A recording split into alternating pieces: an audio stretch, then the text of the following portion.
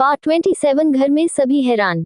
अगली सुबह 7 बजे आशी की आंखें कृष के सीने से लगे हुए उसके ऊपर ही खुली। दोनों रात को थोड़ा लेट सोए थे, इसीलिए कृष आज जिम भी नहीं गया था। आशी ने धीरे से अपना सिर उठाकर अपनी आंखें कसमसाते हुए कृष के चेहरे की तरफ देखा और कृष का हैंडसम और खूबसूरत चेहरा देखकर तो कुछ पल के लिए उसे देखती ही रह गई। आज उसने धीरे से अपनी उंगलियों को उसके चेहरे पर चलाते हुए मासूमियत से उसके चेहरे की तरफ देखते हुए धीरे से अपने आप से बोला, क्या साइको को पता है वह कितना हैंडसम है? क्या ये सचमुच मेरा है? काश ये छोटू सा होता तो मैं इसे पैक करके डब्बे में रख लेती, फिर मेरे अलावा कोई भी इसे देख नहीं पाता। एक तो फिल्में बनाने जाता है और दूसरी लड़कियों के साथ फ्लर्ट भी करता है और किसी भी करता है। गंदा साइको। हाय, ये कितना गोरा है, बिल्कुल वॉल पुट्टी की तरह। अब आशी ने कृष के होठों को अपनी उंगलियों से छूते हुए बोला, और इसके ये होठ, जी करता है खा जाऊं, जैसे ये मेरे होठों को खाता है। अब आशी ने कृष के ब्रॉड चेस्ट को अपने हाथों से सहलाते हुए उन्हें अपने हाथों से महसूस किया और बोला, और ये कितना स्ट्रांग है, इसके ये स्ट्रांग मसल्स। तभी कहूं ये खड़ूस स्किन कैसे बना, इसकी तो बॉडी देखकर ही कोई डर जाएगा। अभी सोया है तो कितना सॉफ्ट लग रहा है, अगर जागा होता तो मुझे आंखें दिखाकर डरा कर बोलता, शट अप फायरफ्लाई। हुआ खड़ूस साइको। आशी इन बातों को कह ही रही थी, तभी उसका ध्यान अपनी और कृष की हालत पर गया, और अब वह अपना मुंह बनाते हुए कृष को देखकर बोली, बेशर्म कहीं ना खुद कपड़े पहनता है, ना मुझे पहनने देता है। देखो तो कैसे मजे से सो रहा है। अब आशी के दिमाग में एक खुराफात आए और वह मुस्कुराते हुए अपने आप से बोली, आशी साइको अभी सोया हुआ है, इसने रात को मुझे बहुत तंग किया था। यही अच्छा मौका है बदला लेने का, बहुत काटता है ना मुझे। नताशा के सामने मुझे कितनी एम्बारासमेंट हुई थी। गंदे साइको, अब तुम्हारी बारी है, देखो तुम्हारी फायरफ्लाई क्या करती है। कहते हुए आशी ने कृष के सीने पर किस करते हुए धीरे से उस पर बाइट कर ली, और अब धीरे से अपने होठों को हटाकर उसने देखा कि कृष के सीने पर उसके दांतों के निशान बन गए, जिसे देखकर उसे बहुत अच्छा लग रहा था। कृष इंग्लिश फेयर स्किन का मालिक था, उसकी बॉडी पर एक हल्का सा निशान भी बहुत ही ज्यादा उभर कर दिखता था। और अब आशी अपने लव बाइट को देखकर शरारत से हंसने लगी, ही। उसे ऐसा लग रहा था कि कृष गहरी नींद में सोया हुआ है, लेकिन वह इस बात से अनजान थी कि कृष कब का जगा हुआ है और अपनी फायरफ्लाई की नॉटी हरकतों को आंखें बंद किए हुए महसूस कर रहा है। अब आशी यूं ही उसके ऊपर सोए हुए उसकी बॉडी पर जगह जगह हल्के हल्के बाइट करने लगी। वह इस बात का ध्यान रख रही थी कि कृष को इस बारे में कुछ भी एहसास ना हो, वरना अगर वह राक्षस जाग गया तो आशी को रोना पड़ेगा। लेकिन सच मानो तो आशी को ये करने में बहुत ही मजा आ रहा था। वह कृष की पूरी बॉडी पर लगभग उसे किस करते हुए बाइट कर रही थी और अपनी शरारत पर बहुत हंस रही थी। अब आशी कृष के गले और कॉलर फोन पर किस करते हुए वहां भी अपना आर्टवर्क कर रही थी। धीरे धीरे वह कृष के जॉ लाइन और कानों के पास भी वाइट करने लगी। लगभग 10 मिनट तक आशी ने ऐसा किया, लेकिन वह इस बात से अनजान थी कि उसकी इस हरकत से वह एक सोए हुए शेर को जाग रही है। कृष बड़ी मुश्किल से खुद को कंट्रोल कर रहा था। आशी की यह हरकत उसे ट्रिगर कर रही थी, वह अपना कंट्रोल लूज कर रहा था। उसका शरीर अकड़ता जा रहा था, उसकी बॉडी रिएक्ट कर रही थी। आशी ऐसा कर ही रही थी, तभी अचानक उसे अपने नीचे कुछ चुभता हुआ महसूस हुआ। उसे कुछ समझ नहीं आया ये क्या है। उसने धीरे से अपना सर नीचे कर ब्लैंकेट के अंदर देखा तो उसकी आंखें हैरानी से बड़ी हो गई, और अब वह अपना सलाइवा गटकते हुए जल्दी से कृष की बॉडी से उतरने की कोशिश करने लगी। और इससे पहले कि वह बगल में लेट पाती तभी कृष ने उसकी कमर पर अपने हाथ मजबूत कर दिए। अचानक अपनी कमर पर कृष के मजबूत हाथ महसूस कर ऐसी अपनी फैली हुई आंखों से कृष की तरफ देखने लगी, और तभी कृष ने अपनी आंखें खोल आशी की आंखों में देखते मैग्नेटिक वॉइस में उसके गालों के पास किस करते हुए कहा, क्या हुआ फायरफ्लाई, मुझे और लव बाइट नहीं देना? कृष ने देखा आशी घबरा रही है। कृष को उसके घबराहट का कारण भी पता था। अब वह अपने चेहरे पर तिरछी मुस्कान लाते हुए बोला, क्या बात है फायरफ्लाई, तुम्हें इतना पसीना क्यों आ रहा है? हम।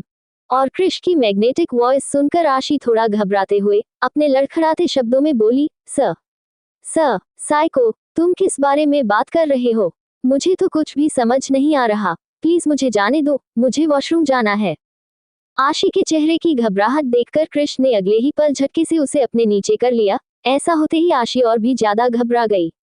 अब उसके माथे से बहने वाला पसीना और भी ज्यादा तेज हो गया। अब कृष उसके ऊपर झुकते हुए उसके गले पर किस करते हुए बोला, अच्छा तुम कुछ नहीं जानती फायरफ्लाई, क्या सच में? क्या तुम्हें इस बात का जरा भी अंदाजा है फायरफ्लाई कि तुम्हारी इस हरकत के कारण तुमने मुझे किस हद तक परेशान किया है फायरफ्लाई। और क्रिश की इन बातों को सुनकर आशी घबराते हुए लगभग रोने की शक्ल बनाकर बोली, सॉरी साइको, मैं तो बस आज के बाद नहीं करूंगी, पक्का, प्लीज मुझे माफ कर दो। आशी को डरते हुए देखकर क्रिश धीरे से उससे दूर हुआ और अब वह अपनी नीली नजरों से उसकी आंखों में देखते हुए बोला, तुम इतना घबरा क्यों रही हो फायरफ्लाई? क्या मैं कोई राक्षस हूँ? और तुम क्या कह रही थी मेरे बारे में? मैं तुम्हें हैंडसम लगता हूँ, मैं स्ट्रांग हूँ, लेकिन दूसरी लड़कियों के पास जाता हूँ, उन्हें किस करता हूँ, तो तुम्हें अच्छा नहीं लगता, यही ना?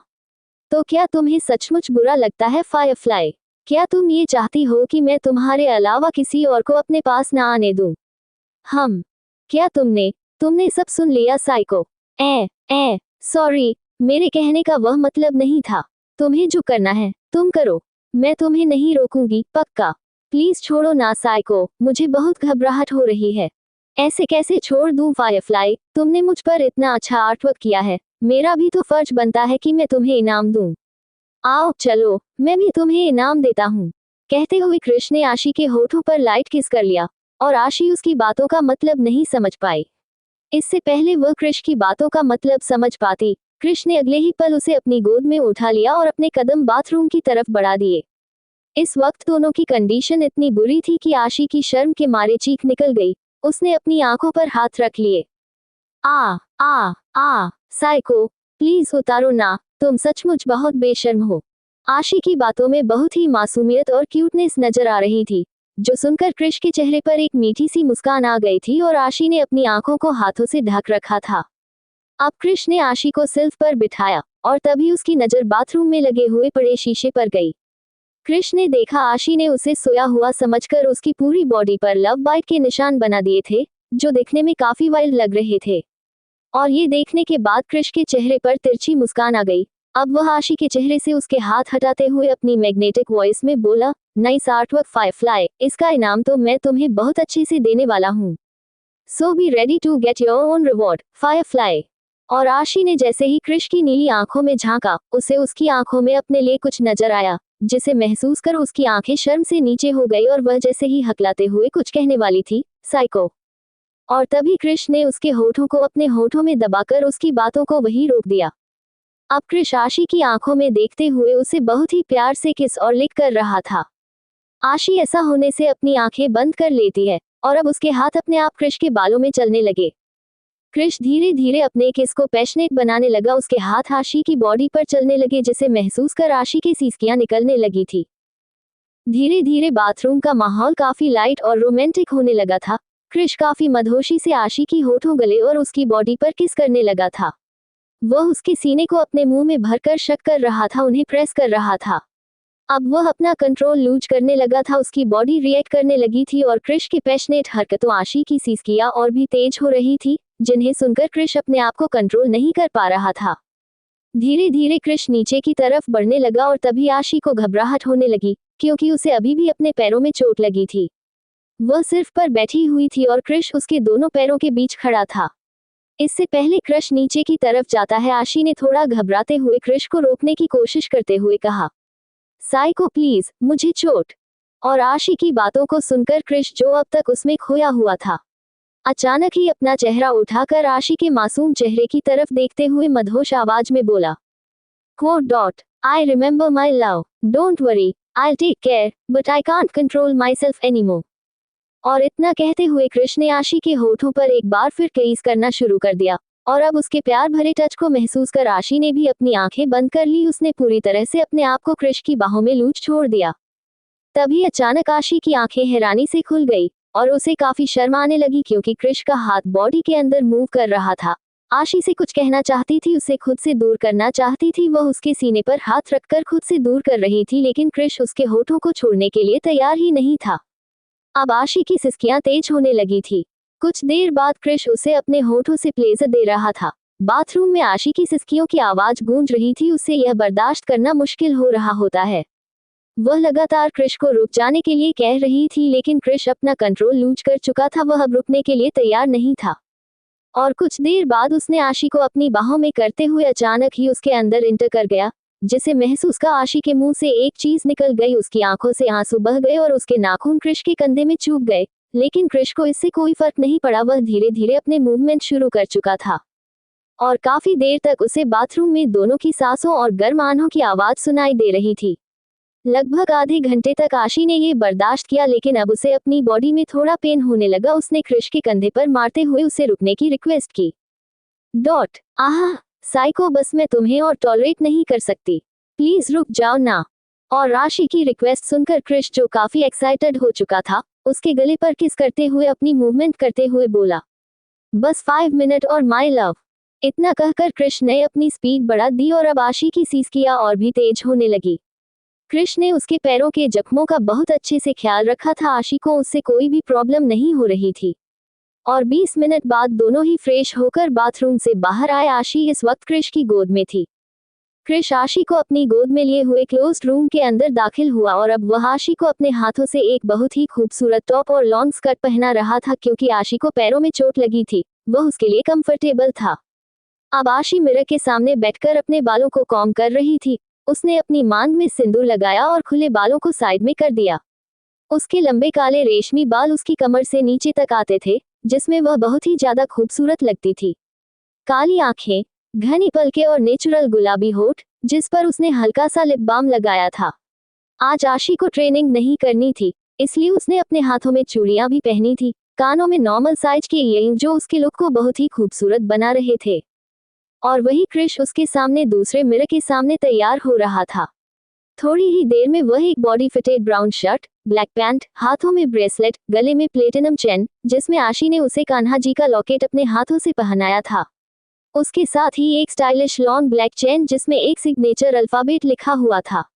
जेल सेट किए हुए बाल, पैरों में ब्लैक बूट, हाथों में एक्सपेंसिव वॉच, क्रिश अपने लुक में बहुत ही ज्यादा हैंडसम लग रहा था। आशी ने तो उसे कुछ पल देखा और बस देखती ही रह गई।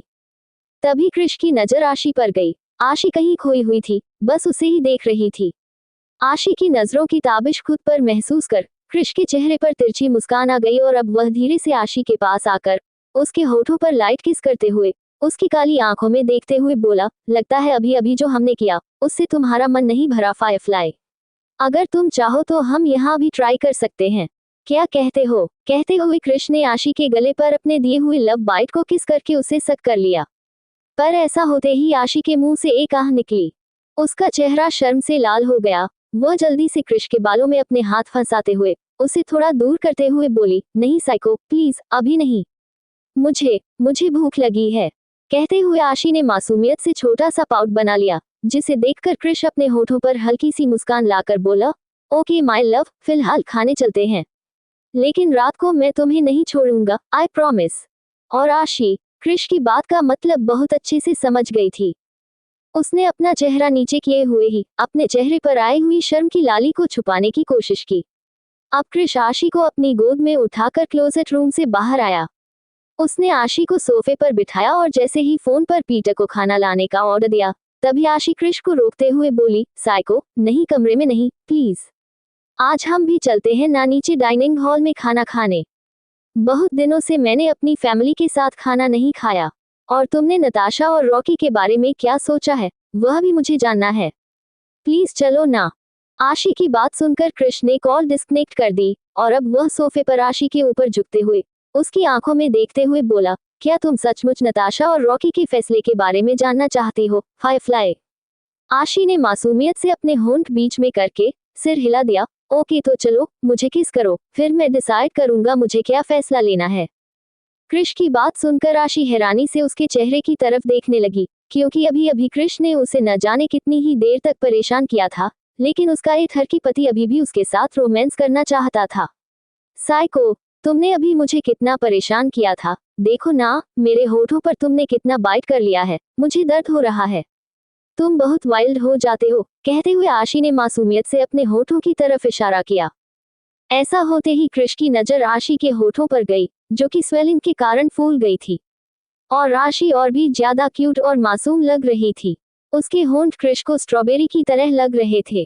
अब क्रिश उसके होठों पर अपना अंगूठा रगड़ते हुए प्यार से बोला, fireflies, these look exactly like strawberries, और मुझे इन्हें एक बार फिर खाना है। तुम खुद इन्हें ऑफर करती हो या मैं इन्हें अपने तरीके से खाऊं? सोच लो, क्या तुम अपनी नताशा के लिए इतना नहीं करोगी?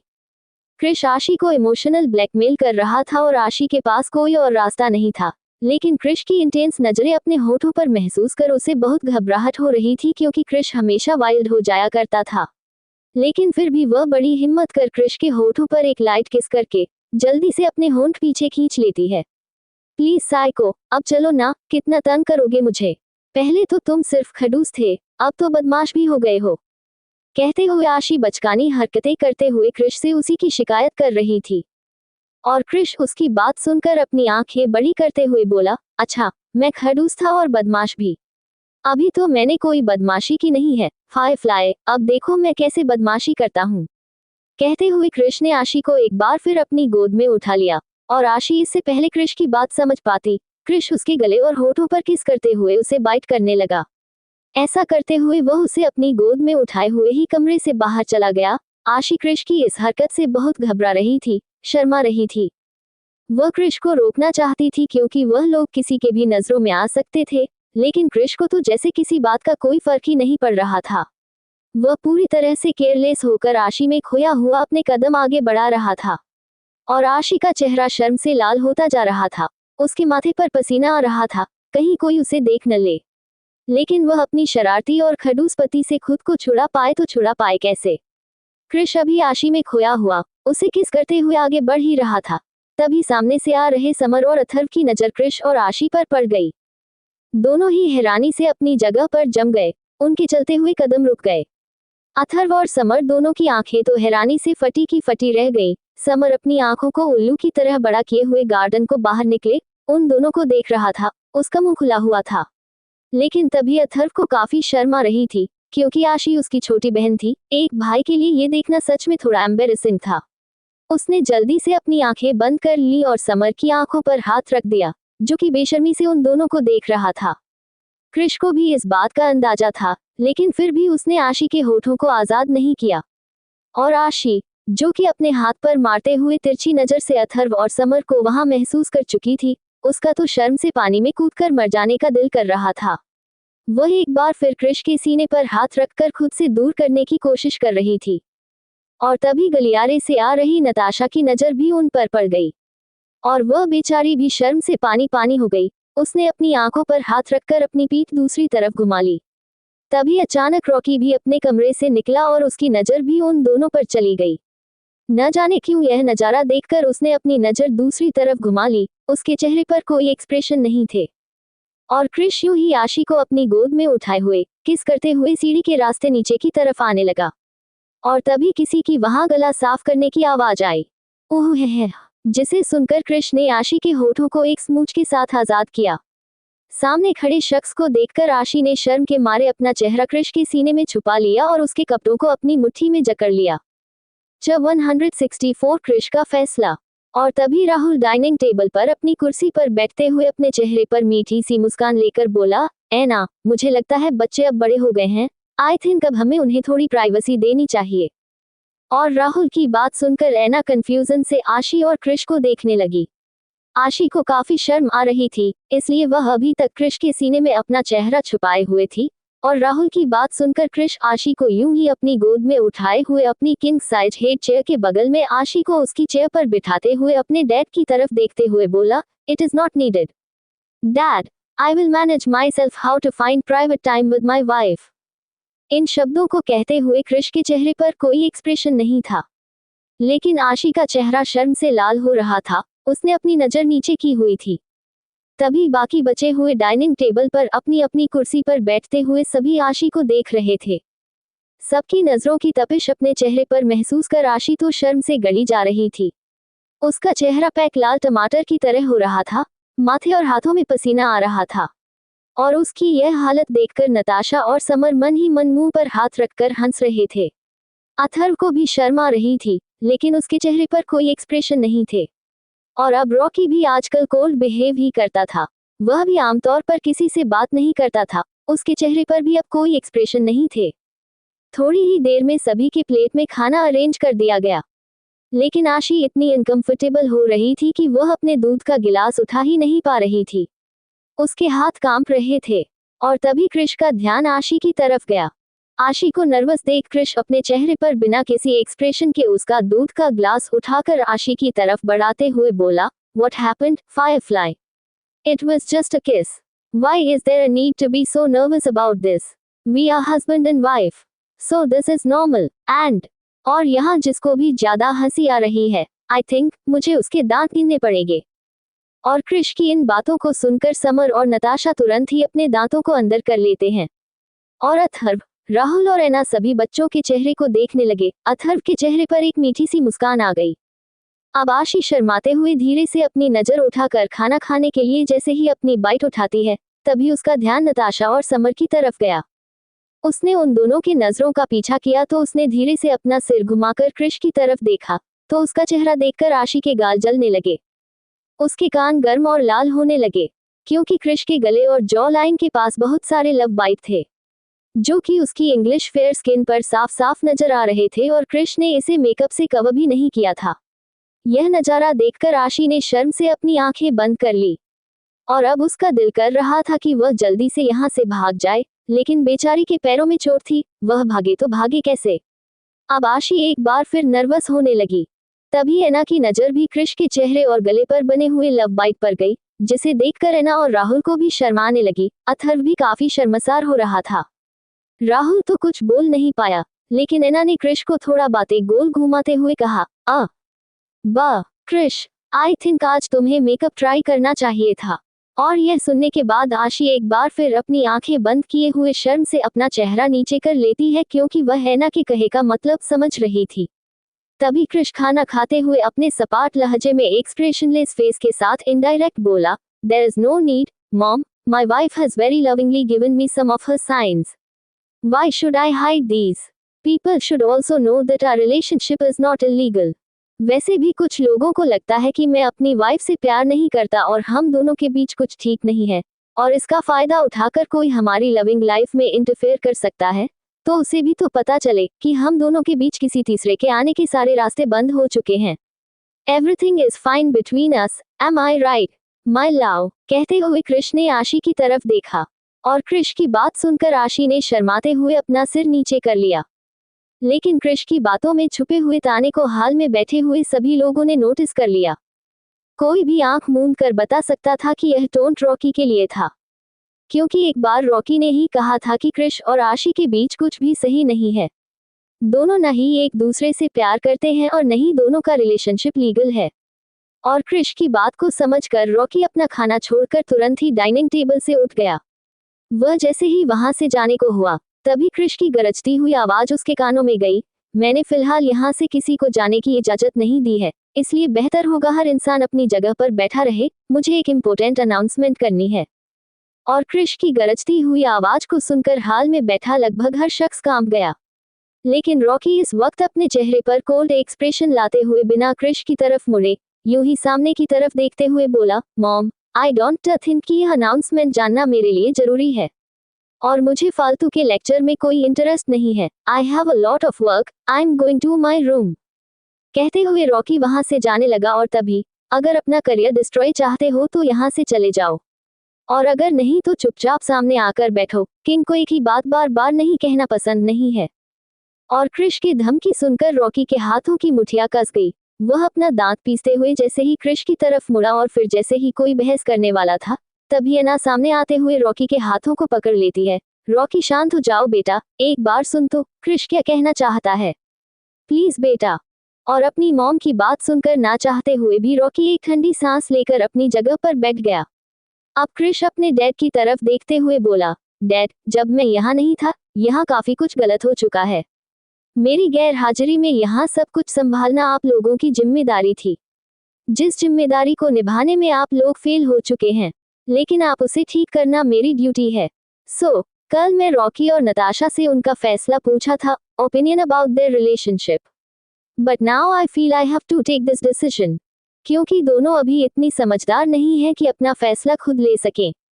अगर होते तो ये गलती हुई ही नहीं होती। दोनों ना चाहते हुए भी एक रिलेशनशिप में जुड़ चुके हैं जिसे ठुकराया नहीं जा सकता, और इसीलिए मैंने डिसीजन लिया है कि दोनों को एक दूसरे को समझने के लिए मौका देना चाहिए। इसलिए 1 महीने तक दोनों एक ही साथ एक ही कमरे में एक ही छत के नीचे रहेंगे और एक दूसरे को समझने की कोशिश करेंगे, ताकि वह दोनों अपने रिलेशनशिप के बारे में एक फाइनल डिसीजन ले सकें। What do you think about my decision, Dad? और क्रिश की बातों को सुनकर राहुल जैसे ही कुछ जवाब देने वाला था, तभी रॉकी गुस्से से अपनी जगह से खड़ा होकर टेबल पर हाथ मारते हुए बोला, How dare you take such a big decision? Krrish, this is my life. यह मेरी लाइफ है। इसका फैसला लेने का हक मुझे है, तुम्हें या डैड को नहीं। Got it? Shut up. आवाज नीचे करके बात करो। I don't like loud noises. मेरे ही घर में, मेरे ही सामने तेज आवाज में बोलने का हक मेरे अलावा किसी का नहीं है। और जब बड़े बात कर रहे हो तो बच्चों को बीच में नहीं बोलना चाहिए, इतना भी मैनर्स नहीं है तुम्हें। कहते हुए क्रिश अपनी नीली आंखों से रॉकी को घूर रहा था। वह अपने एक एक शब्द चबा चबा कर बोल रहा था। उसने लगभग दहाड़ती हुई आवाज में यह बातें कही थी, जिसे सुनकर वहां बैठे लगभग हर इंसान की रूह कांप गई थी। यहाँ तक कि रॉकी भी अपना सलाइवा गटकने लगा था। अचानक ही की आवाज बंद हो गई और क्रिश का गुस्से भरा ऑरा देखकर ऐना जल्दी से घबराते हुए रॉकी का हाथ पकड़कर उसे शांत करने का इशारा करती है। आशी भी इस चीज से डर गई थी, वह भी अब कांपने लगी थी।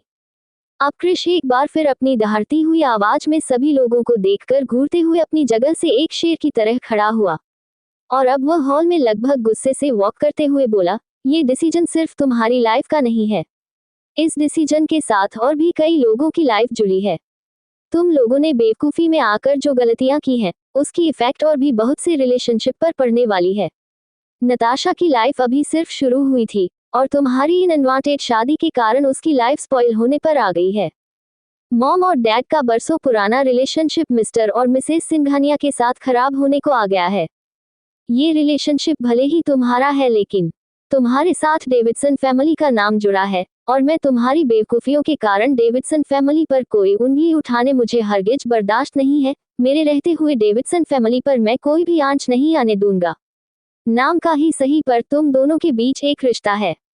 भले ही अमेरिका में ना सही पर हिंदू रीति रिवाज के मुताबिक तुम दोनों अब हस्बैंड वाइफ हो और मैं तुम दोनों को किसी भी रिश्ते का मजाक उड़ाने का मौका तो कभी नहीं दूंगा। इसीलिए मेरा फैसला है कि, और इससे पहले क्रिश आगे कुछ कह पाता, तभी रॉकी ने बीच में क्रिश की बात को काटते हुए कहा, मुझे तुम्हारा फैसला मंजूर नहीं है। मैं जबरदस्ती के इस रिलेशनशिप में नहीं रह सकता और इसके लिए तुम मुझे फोर्स नहीं कर सकते। मैं क्या कर सकता हूँ और क्या नहीं, ये बात तुम बहुत अच्छे से जानते हो रॉकी। प्यार से कह रहा हूँ, 2 महीने का वक्त लो और अपने रिलेशनशिप के बारे में ठंडे दिमाग से सोच लो, वरना अपनी बात मनवाने के मेरे पास और भी बहुत दर्दनाक तरीके हैं जो शायद तुम्हें पसंद ना आए। आई होप कि अब इस डिसीजन को लेकर कोई मुझसे बहस नहीं करेगा। और क्रिश की बात सुनकर अथर्व बड़ी हिम्मत करके अपनी जगह से खड़ा हुआ और क्रिश की तरफ देखते हुए बोला, but I have an objection Krish. देखो क्रिश, मैं जानता हूँ तुम जो भी फैसला लेते हो बहुत सोच समझ कर लेते हो और मैं भी यह बात नोटिस की है, लेकिन मुझे सिर्फ इस बात की चिंता है कि अगर 2 महीने बाद भी नताशा या रॉकी इस रिलेशनशिप को आगे ना बढ़ाना चाहे तो फिर नताशा का क्या होगा। कहीं मेरी बहन इस चीज के लिए हट ना हो, क्योंकि मुझे रॉकी पर बिल्कुल भी भरोसा नहीं है। इन शब्दों को कहते हुए अथर्व गुस्से से रॉकी की तरफ देख रहा था और नताशा अपनी आंखों में नमी लेकर सभी लोगों को देख रही थी। और तभी अथर्व की बात सुनकर क्रिश उसकी तरफ पलटकर उसके चेहरे की तरफ देखते हुए कमांडिंग टोन में बोला, तुम्हें इसकी चिंता करने की जरूरत नहीं है अथर्व, नताशा मेरी प्रोटेक्शन में रहेगी। मैंने यह फैसला सिर्फ दोनों को अपने रिलेशनशिप के बारे में एक बार सोचने के लिए लिया है, लेकिन इसका मतलब यह नहीं है कि किसी को ये लगे कि वह अपनी मनमर्जी कर सकता है। दोनों में से कोई भी एक दूसरे से फिजिकली टच में नहीं आएगा और ना ही एक दूसरे की इंसल्ट या किसी भी तरह की हार्म करने की कोशिश करेगा। मेरा यह फैसला 2 फैमिली के रेपुटेशन और बच्चों की नादानियों को संभालने के लिए है। इसका मतलब यह नहीं है कि दोनों में से कोई भी हट हो और आई होप कि तुम भी अपनी बहन के अच्छे फ्यूचर को ही प्रायोरिटी दोगे। और अब मैं इस बारे में किसी से एक शब्द नहीं सुनना चाहता। This is my final decision. आज, अभी और इसी वक्त नताशा रॉकी के रूम में शिफ्ट होगी और अगर अभी भी किसी को कोई प्रॉब्लम है तो वह जाकर ड्रैगन किंग से टकराए, क्योंकि अब तक मैं सिर्फ क्रिश बनकर बात कर रहा था। मुझे किंग बनने में वक्त नहीं लगेगा। और हाँ, दोनों को एक कमरे में रहते हुए एक दूसरे की रेस्पेक्ट करनी है, एक दूसरे को समझना है। अगर मुझे एक भी शिकायत का मौका मिला तो मुझसे बुरा कोई नहीं होगा। समझ में आए बात, कहते हुए कृष ने एक बार फिर अपनी नीली नजरों से रॉकी को घूरा। इसका मतलब साफ था कि वह रॉकी को एक वार्निंग दे रहा था कि नताशा को किसी भी चीज की तकलीफ ना हो। और कृष की बात सुनकर रॉकी टेबल पर हाथ मारकर गुस्से से वहां से चला गया। रॉकी के जाने के बाद अथर्व, समर, नताशा खामोश कृष की तरफ देख रहे थे। और राहुल के चेहरे पर एक मीठी सी मुस्कान थी, क्योंकि उसे अपने बेटे के फैसले पर गर्व हो रहा था। क्योंकि वह जानता था रॉकी को इस रिलेशनशिप के लिए कृष के अलावा और कोई हैंडल नहीं कर सकता। कृष एक नज़र वहां बैठे सभी लोगों को देखकर आशी को एक बार फिर अपनी गोद में उठा लेता है और वह उसे अपनी गोद में लिए हुए वापस कमरे में आया। आशी ने कृष के गले में अपनी बाहें लपेट रखी थी। वह बहुत प्यार से कृष को देख रही थी, क्योंकि कृष का डिसीजन उसका दिल जीत चुका था। और अब कमरे में लाकर कृष ने आशी को बेड पर बिठाया। वह जैसे ही आशी से दूर होने को हुआ, तभी आशी ने उसका कॉलर पकड़ लिया। कृष कंफ्यूजन से आशी की तरफ अपनी नीली नजरों से देखने लगा और तभी आशी ने मुस्कुराकर जल्दी से उसके गाल पर लाइट किस कर अपना चेहरा हाथों से ढक लिया।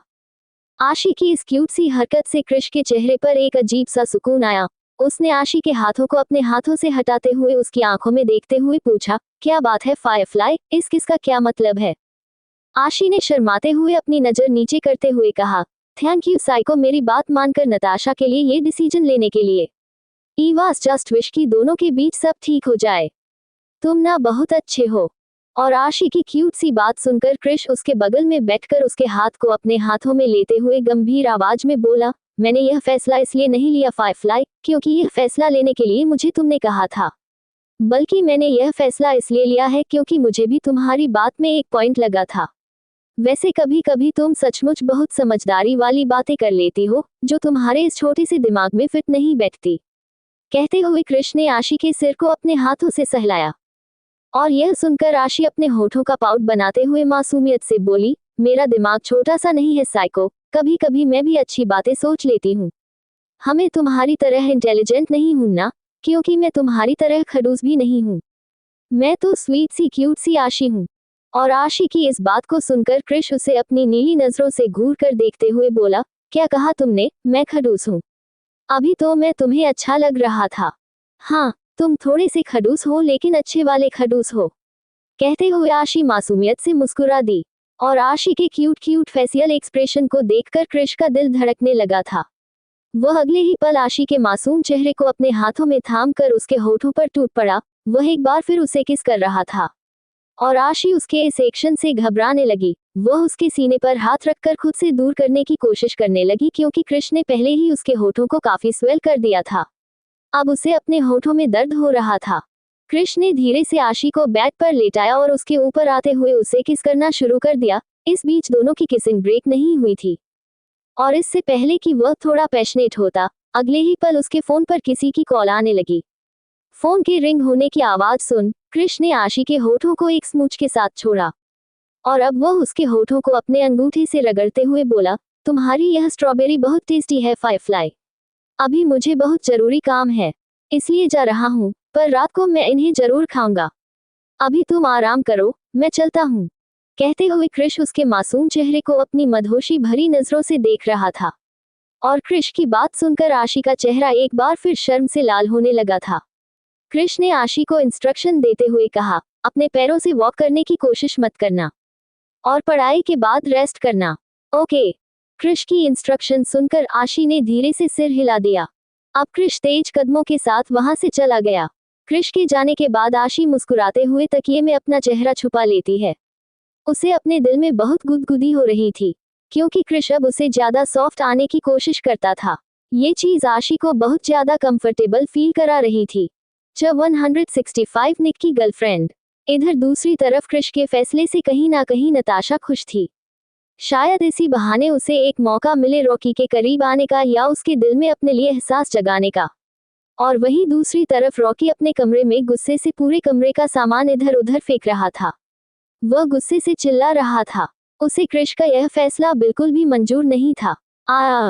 नहीं नहीं नहीं नहीं नहीं, तुम हर बार मेरी लाइफ को कंट्रोल नहीं कर सकते। मुझे ये रिश्ता मंजूर नहीं है। मैं भी देखता हूँ तुम उसे मेरी लाइफ में कैसे लाते हो। बस 1 महीना, उसके बाद मैं इस अनचाहे रिश्ते से आजाद हो जाऊंगा। इन शब्दों को कहते हुए रॉकी बहुत गुस्से में लग रहा था। उसका गोरा चेहरा गुस्से से लाल हो चुका था और तमतमाया हुआ था। और तभी थोड़ी ही देर में नताशा लगभग अपने सभी सामान के साथ कमरे में आई। और कमरे का हाल देखकर एक पल के लिए तो नताशा कांप गई। दरवाजा खुला था, नताशा दरवाजे पर ही खड़ी रह गई। और तभी नताशा को देखकर रॉकी अपने गुस्से भरी नजर से उसे घूरते हुए बोला, भले ही तुम इस कमरे में आए हो, पर यह मत सोचना कि तुम मेरी लाइफ में भी आ सकती हो। और खबरदार, जो मेरे किसी भी सामान को हाथ लगाने की कोशिश की। तुम मेरे अलावा इस कमरे में मौजूद हो, इस बात का एहसास भी मुझे नहीं होना चाहिए। समझ में आए बात? कहते हुए रॉकी गुस्से से कमरे से बाहर निकल गया और रॉकी की इन बातों को सुनकर नताशा की आंखों में थोड़े आंसू आ गए। ये चीज बटर ने भी नोटिस की, लेकिन फिलहाल वह बेचारा कुछ कह नहीं सकता था। अब नताशा ने ठंडी सांस ली और बटर से उस कमरे का सामान अच्छे से अरेंज करने को कहकर वहां से चली गई। शाम लगभग 5 बजे। आज घर में सभी बहुत खुश हैं क्योंकि निक पिछले 2 महीने की अपनी हॉस्पिटल ट्रीटमेंट के बाद घर आया था। दरअसल निक का ऑपरेशन हो चुका था और अब वह बहुत तेजी से रिकवर कर रहा था। अब वह अपनी गर्दन पूरी तरह से मूव कर सकता था, हाथ पैर चला सकता था और काफी शब्द भी बोलने लगा था। लेकिन अभी भी वह व्हीलचेयर पर था। उसे अपने पैरों पर खड़ा होने में कुछ वक्त और लगने वाला था। उसकी फिजियोथेरेपी चल रही थी और 2 महीने के हॉस्पिटल ट्रीटमेंट के बाद वह आज घर शिफ्ट हो रहा था। उसके आने की खबर से सब बहुत खुश थे और हॉल में बैठकर उसका इंतजार कर रहे थे। निक के वेलकम के लिए काफी अच्छे अरेंजमेंट किए गए थे। थोड़ी ही देर में निक भी आ चुका था और अब सब लोग उसका वेलकम कर रहे थे। अपनी फैमिली मेंबर्स और दोस्तों से मिलने के बाद निक भी हल्का खुश था। सबसे मिलने के बाद निक अपने कमरे में आराम कर रहा था, लेकिन इस वक्त वह थोड़ा परेशान लग रहा था। रात लगभग 11 बजे क्रिश अपने किसी जरूरी काम से वापस आया और कमरे में आकर फ्रेश होने के बाद वह अपनी नाइट ड्रेस पहनकर कमरे से बाहर जाने लगा। ये देखकर आशी, जो इस वक्त बिस्तर पर चुपचाप बैठकर क्रिश की हरकतों को नोट कर रही थी, अचानक उसे कमरे से बाहर जाते हुए देखकर अपने गालों पर हाथ रखते हुए बड़ी ही मासूमियत से बोली, साइको, अब तुम कहाँ जा रहे हो? अभी अभी तो तुम आए हो। ये सुनकर क्रिश एक नजर आशी को देखते हुए बोला, मैं निक से मिलने जा रहा हूँ, फायरफ्लाई। तुम रेस्ट करो, मैं थोड़ी देर में आता हूँ। क्रिश की बात सुनकर आशी बिना कुछ बोले अपने दोनों हाथ हवा में उठा देती है। क्रिश आशी के इस एक्शन का मतलब समझकर अपनी एक आईब्रो उठाते हुए कंफ्यूजन से बोला, तुम क्यों जाना चाहती हो? ये सुनकर आशी ने अपने होठों को गोल बनाकर पाउट बनाते हुए कहा, बस ऐसे ही, मैं भी चलूंगी। और यह सुनने के बाद क्रिश अपने चेहरे पर हल्की सी मुस्कान लेकर उसे भी अपनी गोद में उठा लेता है। साइको, तुम्हें पता है मुझे ना तुम्हारी गोद में घूमना बहुत अच्छा लगता है। ऐसा लगता है जैसे मैं झूला झूल रही हूँ। कहते हुए आशी के चेहरे पर एक बच्चों जैसी प्यारी और शरारती मुस्कान थी। और आशी की यह बात सुनकर क्रिश उसके चेहरे की तरफ देखते हुए थोड़ी गंभीर आवाज में बोला, अच्छा, क्या मेरे हाथ तुम्हें झूला लगते हैं, फायरफ्लाई? ये सुनकर आशी ने मुस्कुराते हुए 2-3 बार सर हिला दिया। और उसकी बचकानी हरकत देखकर ना चाहते हुए भी क्रिश के चेहरे पर एक हल्की सी मुस्कान आ गई। अब थोड़ी ही देर में दोनों निक के कमरे में थे। क्रिश की गोद में आशी को देखकर निक अपनी एक आईब्रो उठाते हुए धीरे से बोला, तुम्हारे पैर नहीं है क्या, जो मेरे भाई से रात को कसरत करा रही हो? ये सुनकर आशी ने मुंह बनाते हुए कहा, पैर तो हैं, पर उसमें चोट लगी है। लेकिन तुम्हें इतनी तकलीफ क्यों हो रही है? मैं इतनी हल्की हूँ, मुझे उठाकर कौन से तुम्हारे भाई के मसल्स खराब हो जाएंगे? वैसे भी वह 80-80 किलो के डंबल तो रोज ही उठाता है। क्रिश की तरफ देखते हुए अपनी आंखों को तितली की तरह फड़फड़ाते हुए, मैंने ठीक कहा ना, साइको? दोनों की बातों को सुनकर क्रिश ने दोनों को ठंडी निगाहों से देखते हुए कहा, शट अप। जिसे सुनकर दोनों ही शांत हो गए। अब क्रिश नीक से उसका हाल चाल पूछ रहा था। तभी क्रिश ने नोटिस किया कि नीक थोड़ा परेशान है। ये देखकर क्रिश ने निक से पूछा, व्हाट्स द मैटर, नीक? You seem a little upset. ये सुनकर नीक थोड़ा घबराते हुए अपनी नजर इधर उधर करते हुए क्रिश से बोला, bro, I wanted to talk to you about something but promise me you won't get angry. ये सुनकर क्रिश ने एक ठंडी सांस लेते हुए कहा, पहले बात बताओ, फिर मैं डिसाइड करूंगा मुझे गुस्सा होना है या नहीं। और अब वह थोड़ा घबराते हुए आशी और क्रिश की तरफ देखने लगा। आशी ने भी इस बात को नोटिस कर लिया था।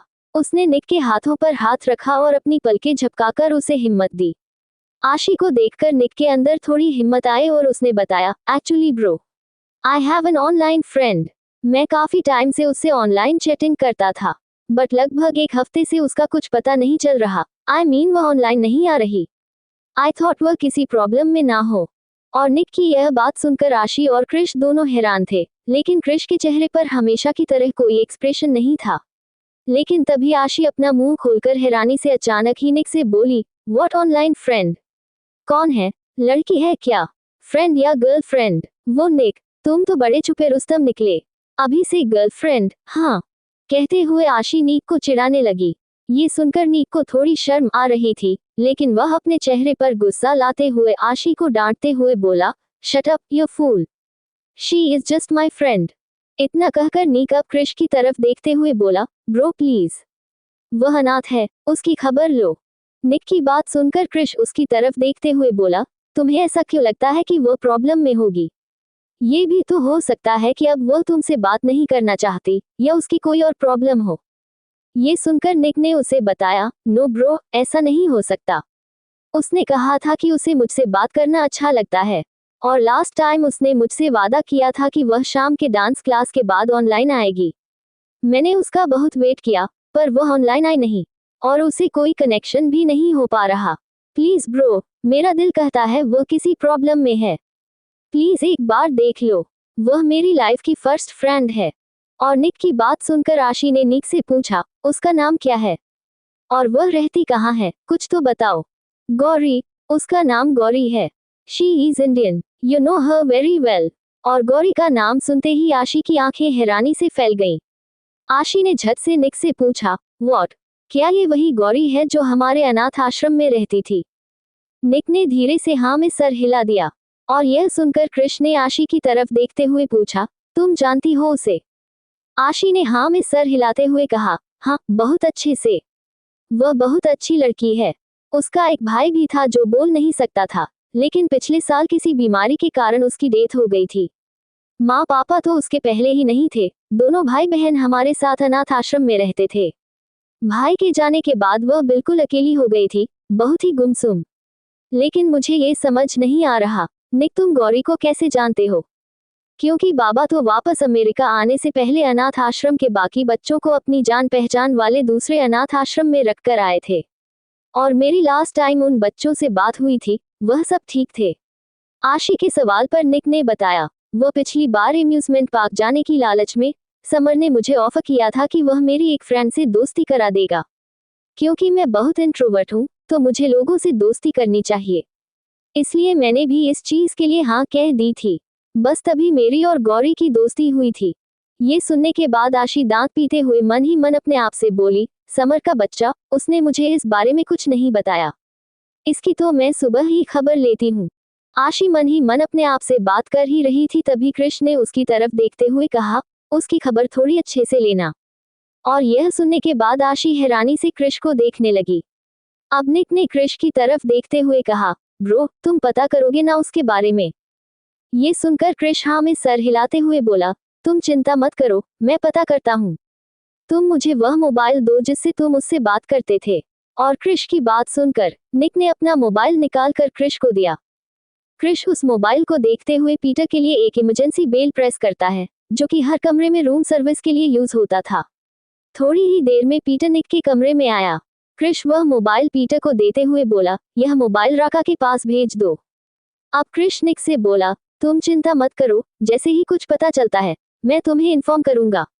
अब तुम आराम करो, हम चलते हैं।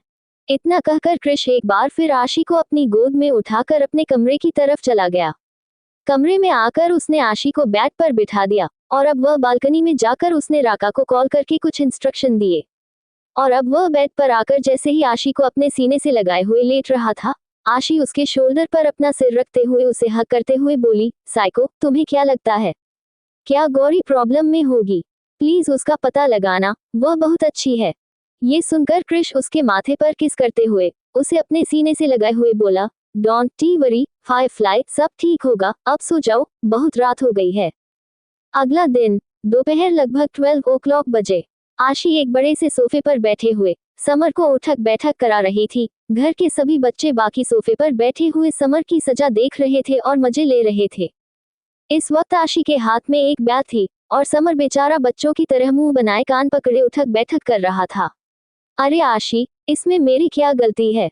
हम सबको जाना था एम्यूजमेंट पार्क और डिज्नीलैंड। हम सब निक को मना कर थक गए थे, पर वह नहीं माना। तो मेरे पास इसके अलावा कोई और आइडिया नहीं था। अरे, अब वह बच्चा थोड़े है, बड़ा हो रहा है। अगर वह किसी से दोस्ती कर भी रहा है, तो उसमें प्रॉब्लम क्या है? और यह सुनकर आशी अपनी बैग जोर से जमीन पर मारते हुए बोली, प्रॉब्लम क्या है? तू यह मुझसे पूछ रहा है? अरे, तूने उसे ये लालच दिया कि तू उसकी दोस्ती एक लड़की से कराएगा। सच सच बता, तेरे दिमाग में चल क्या रहा था? और तूने इस बारे में हम लोगों को कुछ बताया भी नहीं। तुझे जरा भी इस बात का अंदाजा है? अगर साइको को ये बात बुरी लग जाती तो तेरी जान ले लेता वो। बेवकूफ कहीं का गधा, जब देखो तब उल्टे काम करता रहता है। चलो, 50 उठक बैठक कंप्लीट हो गए, जाकर आराम कर, इडियट। अब अथर्व आशी की तरफ देखते हुए बोला, अरे आशी, बात क्या है? हमें भी तो बताओ, ये गर्लफ्रेंड वाला क्या मामला है? अब आशी ने उन लोगों को सारी बातें बता दी, जिसे सुनकर सब हैरान तो थे, पर निक के लिए खुश भी थे, क्योंकि निक किसी से आमतौर पर बातें कम ही किया करता था। अगर वह दोस्ती की तरफ किसी से हाथ बढ़ा रहा है, तो यह अच्छी बात है। तभी आशी को कार्तिक का ख्याल आया। उसने अथर्व की तरफ देखते हुए पूछा, अथर्व भैया, बहुत दिनों से कार्तिक भैया से बात नहीं हुई। मैंने उनका फोन ट्राई किया था, पर उनका फोन भी नॉट रीचेबल आ रहा है। क्या आपकी उनसे बात हुई? आप कैसी है उनकी ग्रैंडमा? ये सुनकर अथर्व ने बताया, मेरी भी उससे कोई बात नहीं हुई है आशी, पर मैं कल ट्राई करता हूँ और पता करता हूँ। वैसे क्या तुम्हें कैथी के बारे में कुछ पता चला? आखिर वह हमारी दोस्त थी, पता नहीं ऐसी क्या वजह है कि अचानक उसके दिल में हमारे लिए इतनी नफरत हो गई। ये सुनकर समर का मुंह लटक गया और वह चुपचाप वहां से उठकर चला गया। उसे वहां से जाता हुआ देखकर आशी मायूसी से अथर्व और नताशा की तरफ देखते हुए बोली, नहीं भैया, मुझे इस बारे में कुछ नहीं पता। मेरी हिम्मत ही नहीं हो रही साइको से इस बारे में बात करने की। लेकिन आप चिंता मत कीजिए, मैं साइको से इस बारे में एक बार बात करने की कोशिश करूंगी। वहीं दूसरी ओर विवान खन्ना को डैनियल ने आकर बताया, सर, जीवा का पता चल गया है। वह बहुत सीरियस और घायल हालत में हमें जंगल में मिला था। उसकी ट्रीटमेंट कराई जा रही है और होश में आने पर उसने बताया कि वह ड्रैगन किंग के हाथों लग गया था, लेकिन बड़ी मुश्किल से वह वहां से बचकर निकला है। ये सुनने के बाद विवान खन्ना के चेहरे पर एक बड़ी सी मुस्कान आई और उसने अपने आप से कहा, ये तो बहुत अच्छी खबर है। इसका मतलब शायद जीवा ने ड्रैगन किंग का असली चेहरा देखा होगा। मुझे अभी और इसी वक्त जीवा से मिलने जाना होगा। बस एक बार मुझे पता चल जाए कि ड्रैगन किंग के चेहरे के पीछे आखिर है कौन, उसके बाद उसकी बर्बादी होने से कोई नहीं रोक सकता। इन शब्दों को कहते हुए विवान खन्ना के चेहरे पर शैतानी मुस्कान थी। इधर दूसरी तरफ शाम लगभग 6 बजे राका ने क्रिश को कुछ खबर दी, जिसे सुनकर क्रिश का चेहरा डार्क हो गया और वह गुस्से से अपने दांत पीसते हुए बोला, लगता है उसकी बर्बादी मेरे ही हाथों लिखी है, तैयारी करो। और इतना कहकर क्रिश तेज कदमों से अपने कमरे से बाहर निकला और हॉल से होते हुए बाहर की तरफ जाने लगा। क्रिश काफी गुस्से में लग रहा था। आशी की नजर क्रिश पर गई और उसने क्रिश को रोकते हुए पूछा, साइको, कब तक आओगे? ये सुनकर क्रिश बिना आशी की तरफ देखे तेजी से अपने कदम आगे बढ़ाते हुए बोला, मुझे आने में देर हो जाएगी, फायरफ्लाई, तुम मेरा इंतजार मत करना। इतना कहते हुए क्रिश विला के बाहर चला गया और आशी परेशानी में उसे देखती रह गई। रात लगभग 12 बजे आशी अपने कमरे में सोई हुई थी और तभी एक काला साया उसके कमरे में दाखिल हुआ और उसकी बगल में बैठकर उसे देखने लगा। वही रात लगभग 12:30 बजे एक बड़े से समुद्र किनारे बड़े से शिप के एक बहुत बड़े टैंकर में लगभग न जाने कितनी ही लड़कियों को कैद करके रखा गया था। उस शिप को चारों तरफ से हथियारबंद लोगों ने घेर रखा था और यहाँ कोई बहुत बड़ी डील हो रही थी। टैंकर में मौजूद सभी लड़कियां लगभग गर्मी से मर रही थी, कोई बेहोश थी और कोई रो रही थी। किसी को तो इस बात का होश भी नहीं था कि वह लोग कहाँ हैं। सभी बहुत घबराई हुई नजर आ रही थी। और इसी टैंकर में एक लड़की, जिसकी उम्र लगभग 14 साल थी, सफेद सूट और चूड़ीदार पजामी, गले में दुपट्टा पहन रखा था, बालों की नॉर्मल चोटी बना रखी थी, काली गहरी आंखें, गोरा रंग, थोड़ी घबराई हुई लग रही थी। यह कोई और नहीं बल्कि गोरी थी। उसकी आंखों में भी आंसू थे। वह बस हाथ जोड़ते हुए कान्हा जी से विनती कर रही थी कि वह जहाँ कहीं भी हो, सुरक्षित हो। पता नहीं इस वक्त वह किस जगह पर है। उसे लास्ट टाइम का याद है जब वह सब्जी लेने मार्केट गई थी और अचानक ही उसे 2 लोगों ने खींचकर वैन में डाल लिया था। उसके बाद उसका क्या हुआ, उसे याद नहीं। गोरी बहुत समझदार थी। उसे समझ में आ चुका था कि वह बहुत खतरे में है। और तभी उसके साथ बैठी हुई एक इंग्लिश लड़की, जिसकी उम्र लगभग 22 साल थी, वह भी उसे टैंकर में शायद कहीं से किडनैप करके लाई गई थी। अचानक ज्यादा परेशान होने के कारण और उस टैंकर में सही से हवा न आने के कारण वह लड़की अचानक ही जमीन पर लौटते हुए अपने सीने पर हाथ रखकर लंबी लंबी सांस ले रही थी। उसे लड़की की हालत बहुत खराब लग रही थी। उसका चेहरा लाल हो गया था, शायद उसे अस्थमा अटैक आया था। उस इंग्लिश लड़की की यह हालत देखकर गोरी जल्दी से उसे अपने दुपट्टे से हवा करने लगी ताकि उसे सांस आए। अब गोरी चिल्लाते हुए लगभग बाहर के लोगों से मदद मांग रही थी, पर उन लोगों की सुनने वाला वहां कोई नहीं था। गोरी जल्दी से उसे इंग्लिश लड़की को सहारा देकर उसे सीधा बिठाती है और बाकी लड़कियों से रिक्वेस्ट करते हुए उन्हें थोड़ा सा साइड होने के लिए कहती है ताकि इस इंग्लिश लड़की को सांस आए। काफी मेहनत और दुपट्टे से हवा करने के बाद वह लड़की थोड़ा सा अपने आप को कम डाउन करती है और अब वह गोरी की मदद के लिए उसे धन्यवाद देती है। गोरी ने उस लड़की से पूछा, आपका नाम क्या है और क्या आप जानती हैं इस वक्त हम लोग कहाँ हैं? गोरी काफी समझदार और पढ़ने में तेज लड़की थी, पर उसे टूटी फूटी इंग्लिश ही आती थी। वह भी उसने आशी और समर को देखकर ही थोड़ी थोड़ी सीखी थी। वह अपनी टूटी फूटी इंग्लिश में इन सवालों को इंग्लिश लड़की से पूछ रही थी और अब उस इंग्लिश लड़की ने बताया, my name is Yana Louis. I don't know where we are, but maybe we have been kidnapped and brought abroad to sell. और यह बात सुनकर गोरी काफी दुखी हो गई, क्योंकि वह जानती थी कि उसे बचाने वाला कोई भी नहीं है। अब गौरी की आंखों में आंसू आने लगे थे, लेकिन तभी अचानक ही उस शिप पर बहुत सारे लोगों का हमला हुआ।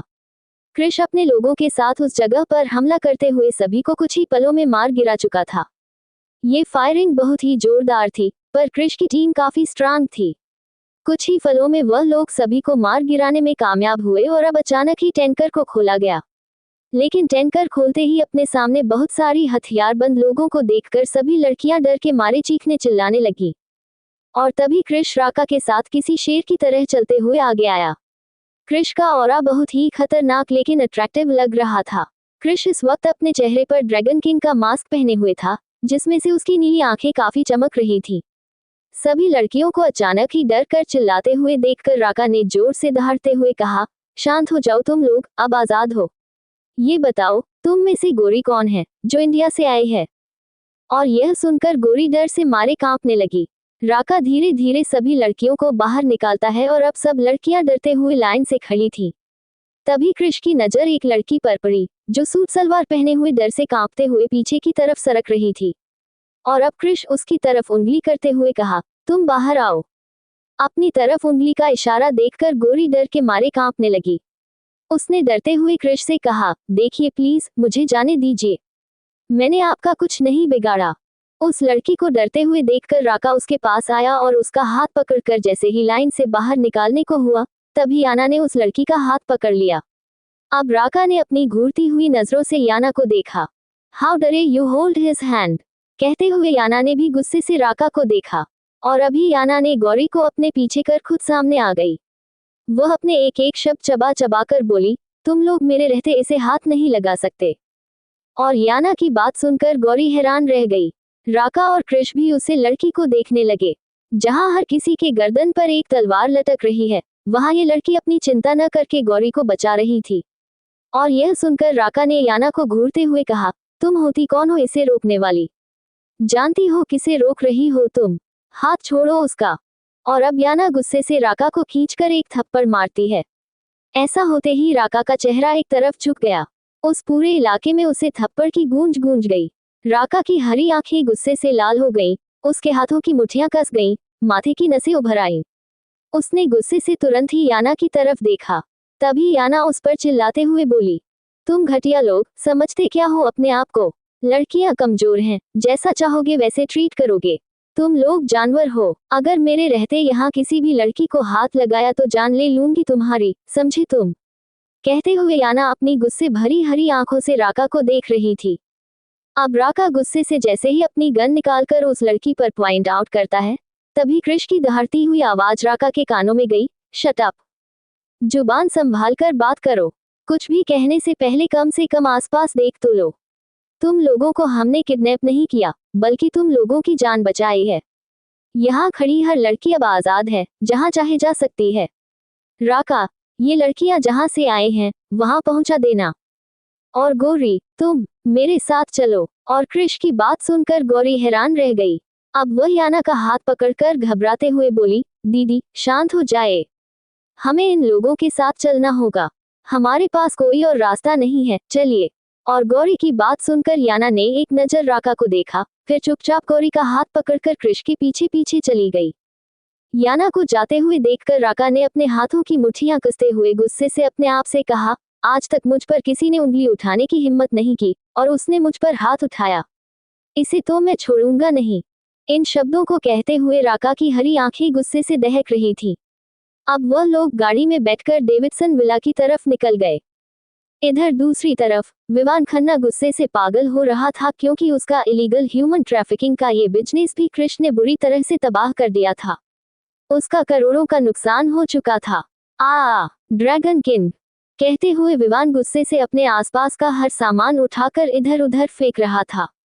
लेकिन युवान खन्ना अपने डैड के सामने शांति से बैठे एप्पल खा रहा था। लेकिन उसके हाथ में रखा हुआ चाकू लगातार एक ही एप्पल पर बहुत ही बुरी तरह से वार कर रहा था। उसकी आंखें, जो बुरी तरह से दहक रही थी, उसे देखकर ऐसा लग रहा था जैसे वह अपने अंदर के तूफान को कंट्रोल करने की कोशिश कर रहा है। अगर आपको सस्पेंस, एक्शन और इमोशन से भरी ऐसी डार्क कहानियां पसंद हैं, तो डार्क सीक्रेट स्टोरी चैनल को अभी सब्सक्राइब करो, क्योंकि अगली पार्ट में होगा ऐसा खुलासा जो सब कुछ बदल देगा। अगली परत मिस मत करना। ऐसे ही डार्क स्टोरी सुनने के लिए और अगले पार्ट के लिए चैनल को लाइक सब्सक्राइब जरूर करें, ताकि अगले पार्ट का नोटिफिकेशन आपके पास सबसे पहले पहुंचे।